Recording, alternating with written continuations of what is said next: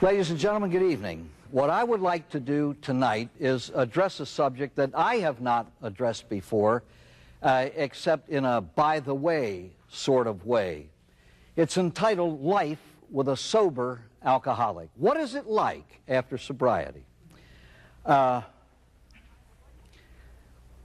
would like to begin with a little story that may indicate what life is like with a practicing alcoholic, and then I'll end up this talk with life with a sober alcoholic. There was an old couple. He was 90, she's 89. And she had begun to gripe and moan and whine about her health. This wasn't right, that wasn't right, and the other thing. So he insisted that she go to the hospital for a complete 5-day checkup. She had not had one in 37 years. So she went. And it was everything: CAT scan, dog scan, upper, lower, GIs, everything.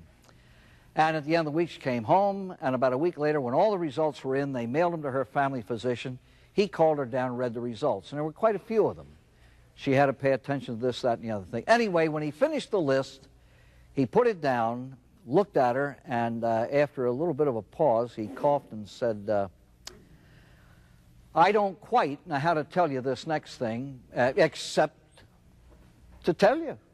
I don't know how else. You're pregnant. She's 89. And that dear old soul stared at him for about 6 straight minutes without a word. It was an eternity. And finally she shook herself out of the trance and said, may I use your telephone? And he said, well, of course you can use the phone. She called home, and the old man, an alcoholic, is about half in the bag. And when he answered, she said, you old goat, you went and got me pregnant. And he said, with whom am I speaking?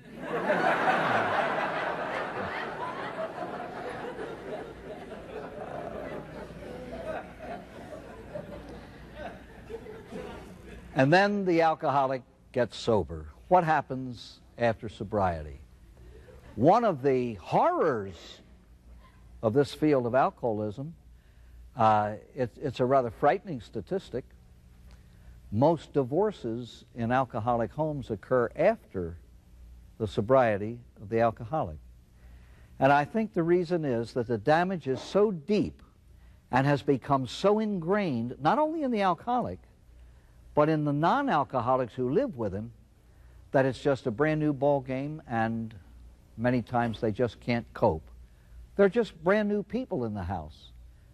And the non-alcoholic has become so used to functioning with a damaged human being and become damaged himself or herself that the situation is impossible. Now, ladies and gentlemen, tonight when I use the word he, that's purely grammatical.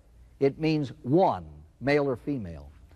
And when I use the word alcoholic, it has to do with any addiction at all, alcohol addiction or drug addiction. So if you will allow me, I'll use he, meaning the alcoholic, either male or female, and alcoholic, meaning addict, one who is addicted to any chemical. The necessity is that the whole family has become sick, therefore the whole family needs to get well. There is no such thing as 6 people automatically getting better because one does. It's just too much to expect. And a lot of people wonder why this is not the happy family because old dad or mom or the child or a parent or whoever gets well. I have been damaged by the drinking of another. You've seen that in other places, other films, other meetings, other everything. It is just no guarantee that because somebody else gets well, I'm automatically going to get well. Whole families get sick. Whole families need treatment. They need care. They need therapy of some kind if the whole family is to get well and survive.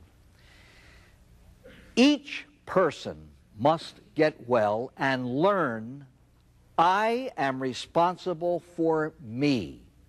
I am my first responsibility before God. I'm not responsible for you. I may have certain obligations toward you, as a parent does toward a child toward a parent, a spouse toward a spouse. But basically, I am responsible for myself. I always tell patients and their families in treatment, you, the alcoholic, absolutely must, if you want to survive this terminal disease, you must get well, whether you have their cooperation and support or not.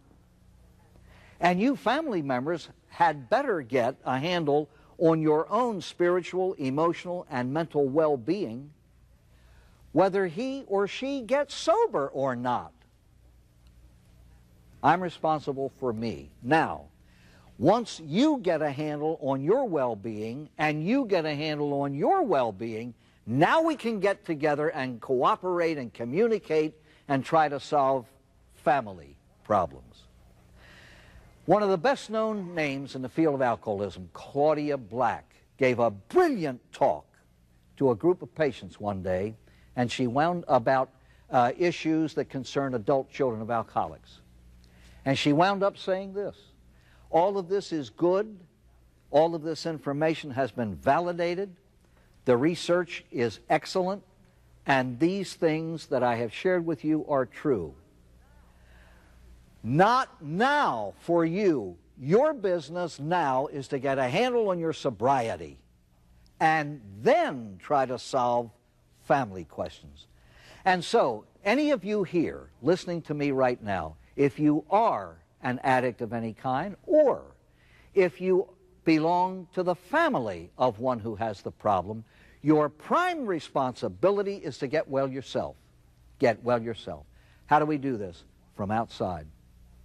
Once I acknowledge that I have been helpless in the face of this thing, all of my own attempts to help another and to help myself have been futile, I have to reach outside myself for help. The primary therapy for those who live with an alcoholic or have been affected in any way by an alcoholic is Al-Anon, the sister therapy to AA, which helps people with the exact same principles of recovery to function normally. Now, we must get help in Al-Anon and begin to start, to commence a brand new life.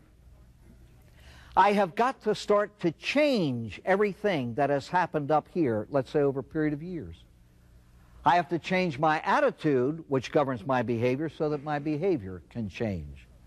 Once I grasp a few principles of truth, even though feelings remain, my behavior can change in spite of them.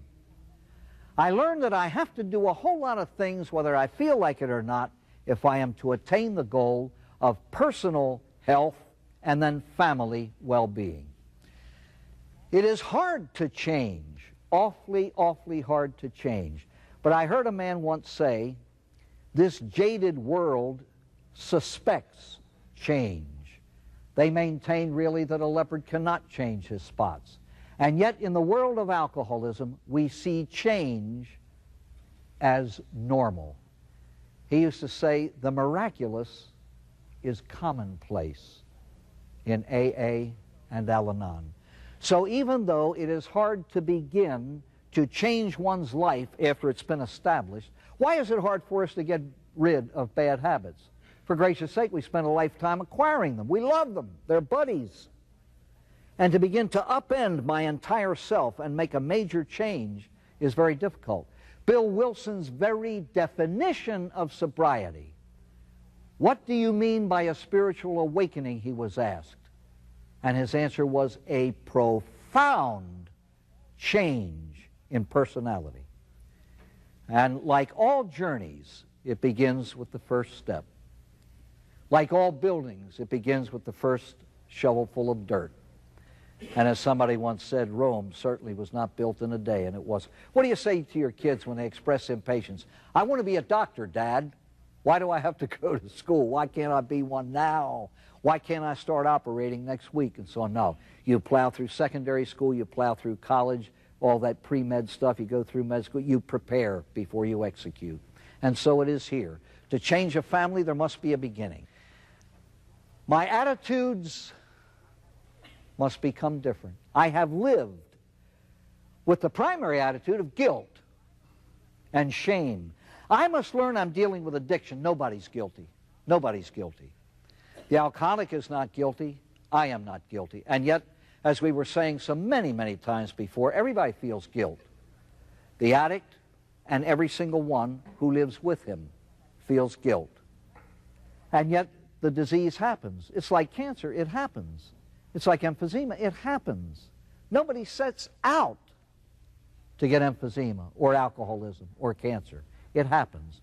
And once it happens, the disease dictates a lot of the behavior that follows. It also dictates, the very nature of the illness dictates responses to it on the part of people who are ignorant of what it is all about.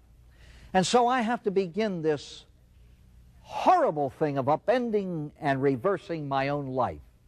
I have to begin to see that the alcoholic is not necessarily all that evil that I thought he was, that he too is a victim, just as I am a victim of his disease. I have to see that no one really is to blame for the disease, even though there are a whole lot of repercussions from some of the horrid behavior. I must conquer loneliness, boredom, years of hostility and frustration and bewilderment and anger and sometimes hatred. I have to try somehow to get over and not just ignore, but to put aside the hundreds, maybe even the thousands of broken promises. Horrible things. Here I am trying to build a future on somebody I never did have any trust for. All of a sudden he or she says I'm sober, and I'm asked to do a whole lot of reversal in my feelings and my own behavior. Almost impossible. The disappointments, the resentments, the terrible resentments, the memories that I have of the past, the insults, the emotional batterings, the put-downs, all of that has built into me islands of pain. They just don't disappear. And I don't have the emotional strength to do it all by myself. If ever you could conceive of the need of a power greater than yourself, try to get rid of these things all by yourself. How do you forgive infidelity? How in the name of heavens can you ever forgive incest? How can you forgive physical beatings and so on? No, we have to reach outside for a strength to overcome such things, if indeed we want to hang on to this family. But you know the horror of it all? We were willing to go through all of this in the hopes that one day we'd have a happy family, and the ground floor has just been built, the sobriety of the other, and then it all breaks up. I don't want to give up my martyrdom. I don't want to give up my scapegoat. I don't want to give up the perverse pleasure that I got from advertising my misery. Above all, I don't want to relinquish any of the responsibilities that I've picked up, and now this clown wants to come back and take over. I remember one incident in the life of an alcoholic family. The man was sober about 3 years. His 19-year-old daughter came in at 5 a.m. on a Sunday morning from a date, and old Dad hit the roof.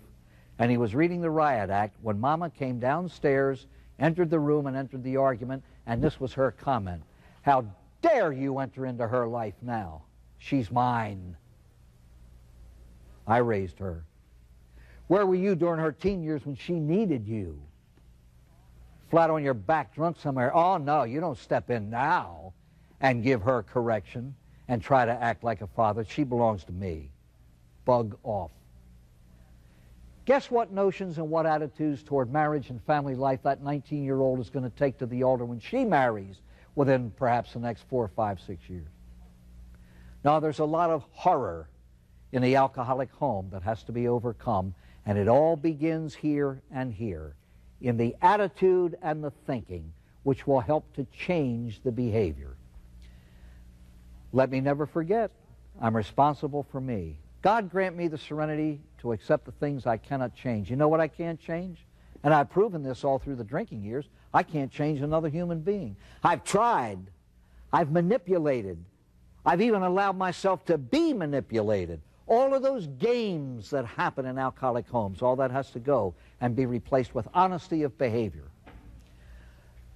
I once heard a woman say, after her husband got sober, she said it's a nightmare. When he was drinking, we knew exactly what to say and what not to say. We knew exactly what to do and what not to do. Now he's sober and it's a circus. We don't know what, he's everywhere.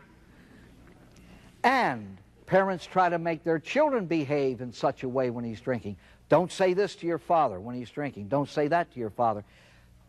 You know, even animals know when we're drinking. Kids and animals know just like that. I know several cases of this. A man would walk in the front door coming from work, and his wife from the kitchen would scream, "You've been drinking." He thinks she's got a pact with Satan, or else eyes behind her head. But what has happened, the family dog is at the front window every day. When the old man gets out of the car, he knows just like that when the old man's been drinking. And he takes a nosedive under the sofa. He doesn't want old dad to twist his ears. Mama sees this and goes out in the kitchen to pare potatoes as soon as the front door opens and says, "You've been drinking."